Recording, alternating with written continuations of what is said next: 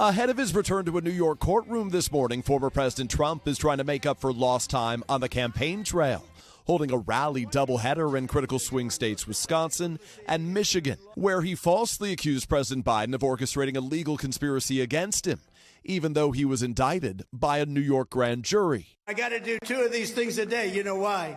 Because I'm in New York all the time with the Biden trial. Mr. Trump also taking new swipes at the judge in his hush money trial. I don't think there's ever been a more conflicted judge, crooked and conflicted. The same judge who earlier this week slapped the former president with a $9,000 fine for repeatedly violating a gag order that prohibits him from attacking witnesses and jurors, and a warning that he could face jail time in the future. At a private fundraiser Wednesday, President Biden slammed Mr. Trump's efforts to capitalize on the anti-war protests sweeping college campuses, denouncing the Trump presidency as chaos and telling donors Trump is trying to make the country forget just how dark and unsettling things were when he was president, but we will never forget. Mr. Trump in Wisconsin praising the NYPD for its response at Columbia University. The police came in exactly 2 hours. Everything was over.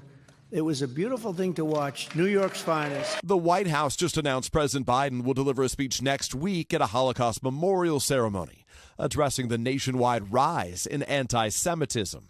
The president also highlighting Mr. Trump's recent comments to Time magazine, where the former president suggested he would ignore a law forbidding the use of military force on civilians as part of his plan to target undocumented immigrants, and refusing to rule out the possibility of political violence if he loses the election again this fall.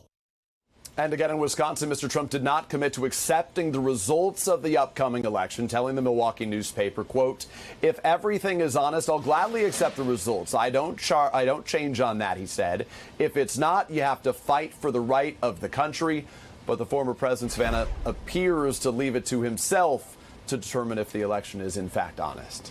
Right. All right, Peter, the Trump trial resumes today. What are you expecting in court? Yeah, so this morning's hearings are going to kick off. They're going to focus on 4 additional violations of the gag order, nearly all of them having to do with Mr. Trump's taking aim at his former lawyer and fixer, Michael Cohen. What's different from last time is that Mr. Trump did not take these swipes in social media posts. Instead, they were made out loud on camera. Then, Savannah, right back to the trial and more testimony about those hush money payments. All right, Peter Alexander at the White House. Thank you, Peter. Hey, thanks for watching. Don't miss the Today Show every weekday at 11 a.m. Eastern, 8 Pacific on our streaming channel, Today All Day.